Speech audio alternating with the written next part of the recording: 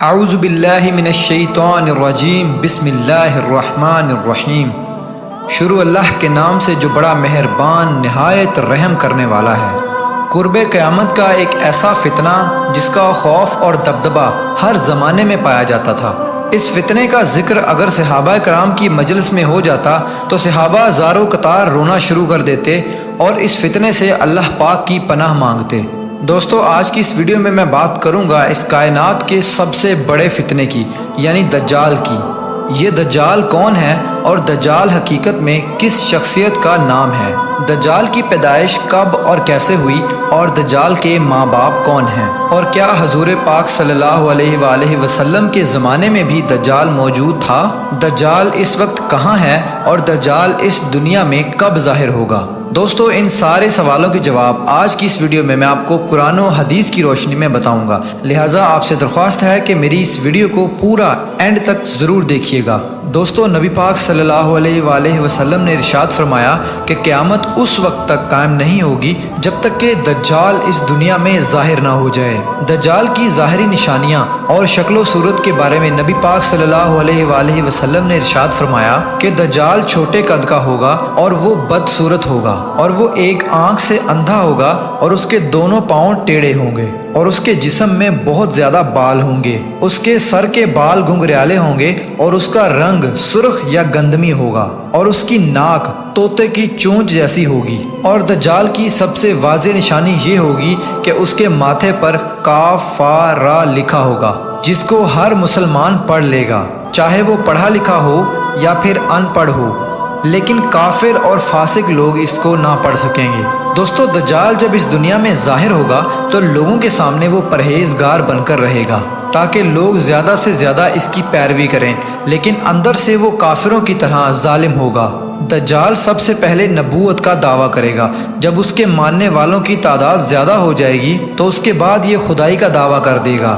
دجال ایک بہت بڑی سواری پر سوار ہو کر پوری روئے زمین پر گردش کرے گا۔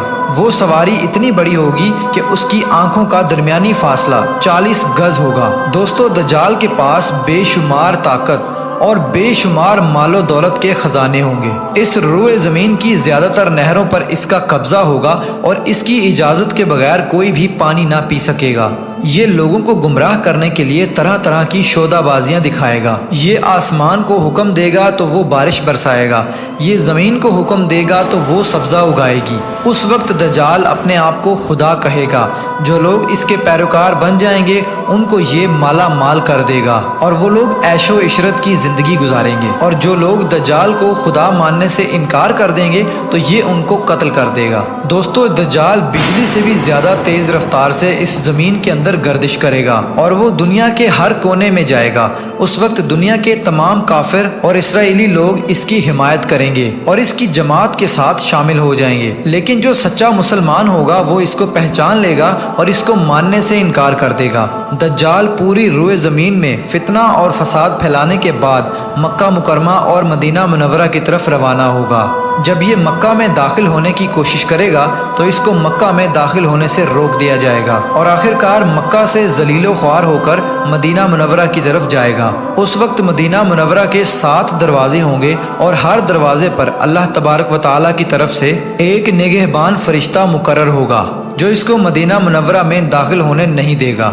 اس وقت دجال مکہ اور مدینہ کے باہر کھڑے ہو کر ایک خوفناک چیخ مارے گا۔ اس وقت مکہ اور مدینہ کے اندر جو بھی لوگ منافقین ہوں گے وہ اس کی آواز سن کر باہر نکل آئیں گے اور دجال کے گروہ میں شامل ہو جائیں گے۔ دوستو، دجال 40 دن تک دنیا میں رہے گا اور آخرکار امام مہدی علیہ السلام اور حضرت عیسیٰ علیہ السلام کے ساتھ اس کا مقابلہ ہوگا۔ اس وقت دجال کا لشکر دنیاوی اعتبار سے مسلمانوں سے زیادہ مضبوط اور زیادہ طاقتور ہوگا۔ اس وقت مسلمانوں اور دجالی گروہ کے درمیان ایک بہت بڑی جنگ ہوگی۔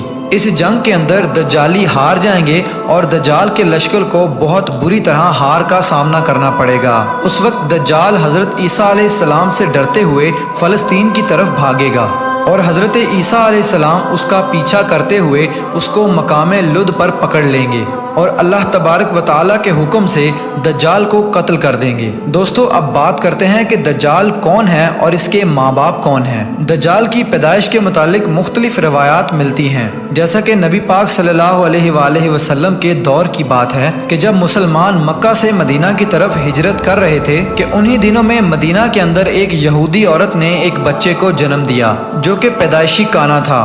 پیدائش کے اعتبار سے یہ بچہ بہت عجیب و غریب تھا۔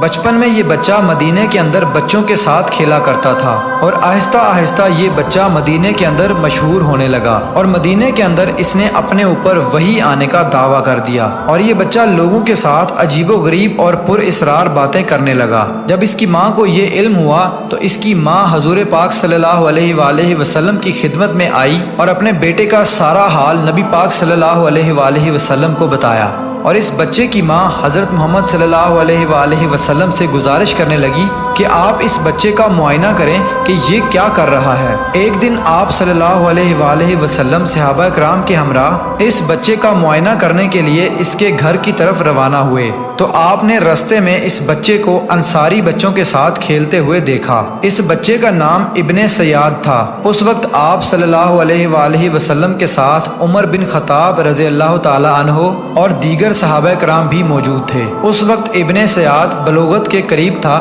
لیکن جوان نہیں ہوا تھا۔ آپ صلی اللہ علیہ وآلہ وسلم اس کے قریب گئے لیکن اس کو پتہ نہ چلا تو آپ صلی اللہ علیہ وآلہ وسلم نے اس کی کمر پر ایک ضرب لگائی اور ابن سیاد سے فرمایا کہ کیا تم گواہی دیتے ہو کہ میں اللہ کا رسول ہوں؟ تو ابن سیاد نے آپ صلی اللہ علیہ وآلہ وسلم کی طرف دیکھا اور کہا کہ میں گواہی دیتا ہوں کہ آپ اللہ کے رسول ہیں۔ پھر ابن سیاد نے آپ صلی اللہ علیہ وآلہ وسلم سے کہا کہ کیا آپ گواہی دیتے ہیں کہ میں اللہ کا رسول ہوں؟ تو آپ صلی اللہ علیہ وآلہ وسلم نے ابن سیاد کو چھوڑ دیا اور فرمایا کہ میں اللہ اور اس کے رسولوں پر ایمان لایا۔ اس کے بعد آپ صلی اللہ علیہ وآلہ وسلم نے ابن سیاد سے پوچھا کہ تو کیا دیکھتا ہے؟ تو ابن سیاد نے کہا کہ میں سمندر پر عرش دیکھتا ہوں۔ تو اس وقت آپ صلی اللہ علیہ وآلہ وسلم نے ارشاد فرمایا کہ وہ ابلیس کی چال ہے۔ تو اس وقت ابن سیاد نے حضرت محمد صلی اللہ علیہ وآلہ وسلم کو بتایا کہ میرے پاس سچی اور جھوٹی خبریں آتی ہیں۔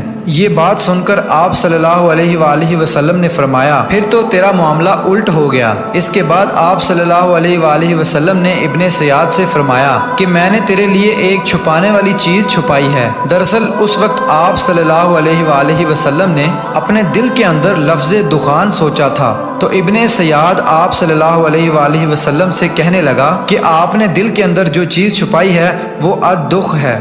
تو اس پر آپ صلی اللہ علیہ وآلہ وسلم نے ارشاد فرمایا کہ ذلیل ہو جا، تیری قدرت بڑھ نہیں سکتی۔ اس وقت حضرت عمر رضی اللہ تعالی عنہ نے فرمایا کہ اگر آپ مجھے اجازت دیں تو میں اس کی گردن اڑا دوں۔ اس وقت آپ صلی اللہ علیہ وآلہ وسلم نے ارشاد فرمایا کہ اسے چھوڑ دو، کہ اگر تو یہ سچا ہے تو اسے قتل نہیں کر سکتا، اور اگر یہ جھوٹا ہے تو اسے قتل کرنے میں کوئی بھلائی نہیں۔ دوستو مدینے کے لوگ ابن سیاد کے بارے میں کہا کرتے تھے کہ بعض شیاطین اس کے پاس آتے تھے جو اسے عرش الہی کی خبریں دیا کرتے تھے، جبکہ آپ صلی اللہ علیہ وآلہ وسلم نے ابن سیاد کے بارے میں سکونت اختیار کی ہے، کیونکہ آپ صلی اللہ علیہ وآلہ وسلم کی طرف یہ وحی نہیں کی گئی کہ ابن سیاد کی حقیقت کیا ہے، جبکہ بعض لوگ ابن سیاد کو ہی دجال مانتے ہیں، اور چند صحابہ کرام کا خیال بھی یہی تھا۔ اور ایک دوسری روایت میں ملتا ہے کہ حضرت عمر رضی اللہ تعالی عنہ آپ صلی اللہ علیہ وآلہ وسلم کے سامنے ابن سیاد کو دجال کہا کرتے تھے، لیکن آپ صلی اللہ علیہ وآلہ وسلم نہ ہی اس بات کا اقرار کرتے اور نہ ہی انکار کرتے۔ دوستو ابن سیاد کے اندر ایسی بہت ساری نشانیاں موجود تھی جو کہ ہو بہو دجال کی نشانیاں تھی۔ یہی وجہ ہے کہ اس دور کے اندر صحابہ کرام بھی ابن سیاد کو دجال کہا کرتے تھے، اور بعض مفسرین کا یہ کہنا ہے کہ ابن سیاد ہی وہ شخص ہے جو قیامت کے قریب دجال بن کر ظاہر ہوگا۔ حضرت ابو سعید خدری رضی اللہ تعالی عنہ بیان کرتے ہیں کہ ابن سیاد مجھ سے کہنے لگا کہ میں دجال کے ماں باپ کو بھی جانتا ہوں اور دجال کو بھی جانتا ہوں۔ تو اس وقت حضرت ابو سعید خدری رضی اللہ تعالی عنہ نے ابن سیاد سے کہا کہ کیا تو اس بات کو پسند کرتا ہے کہ تو ہی دجال ہو؟ تو اس وقت ابن سیاد نے کہا کہ اگر مجھے دجال بنایا گیا تو میں اس بات کو ناپسند نہیں کروں گا کہ میں دجال بنوں، یعنی کہ میں دجال بننا پسند کروں گا۔ دوستو بعض مفسرین کا کہنا ہے کہ ابن سیاد دجال نہیں ہے، کیونکہ یہ بعد میں آپ صلی اللہ علیہ وآلہ وسلم پر ایمان لے آیا تھا، بلکہ دجال حضرت سلیمان علیہ السلام کے دور میں جنات اور انسانوں کے ملاپ سے پیدا ہوا تھا اور اس کے ماں باپ کو قتل کر دیا گیا تھا، اور دجال کو ایک جزیرے کے اندر قید کر دیا گیا، اور انسانوں اور جنات کے ملاپ سے پیدا ہونے والا بچہ یعنی کہ دجال آج بھی اسی جزیرے پر قید ہے، اور اس کے ساتھ ساتھ شیطان اس کو ہر بات کی وہیں پر خبر دیتے ہیں۔ دجال کی پیدائش کے بارے میں حضرت امام زرکاری رحمۃ اللہ علیہ بیان کرتے ہیں کہ دجال وہ فتنہ ہے جس کو اللہ تبارک و تعالی نے اس وقت پیدا فرمایا جس وقت حضرت آدم علیہ السلام کو جنت سے نکالا گیا تھا اور دجال کو بنا ماں باپ کے پیدا کیا گیا۔ دوستو حقیقت تو یہ ہے کہ دجال قیامت کے قریب ظاہر ہوگا، اور اس کی جو نشانیاں ہوں گی وہ آپ صلی اللہ علیہ وآلہ وسلم کی احادیث میں واضح طور پر مل جاتی ہیں، لیکن یہ دجال کہاں ہے اور یہ کہاں سے آیا اور یہ کیسے پیدا ہوا اور اس کے ماں باپ حقیقی طور پر کون ہیں، اس کے بارے میں کسی کو کوئی علم نہیں ہے۔ اس کا علم صرف اللہ تبارک و تعالیٰ کی ذات کے پاس ہے۔ اللہ پاک ہی بہتر جانتا ہے کہ دجال حقیقت میں کون ہے اور وہ کیسے پیدا ہوا۔ اللہ تبارک و تعالیٰ سے دعا ہے کہ اللہ پاک اپنے پیارے حبیب حضرت محمد صلی اللہ علیہ وآلہ وسلم کے صدقے ہم سب کو دجال کے فتنے سے بچائے اور ایمان کی سلامتی کے ساتھ ہمیں زندگی گزارنا اور مرنا نصیب فرمائے۔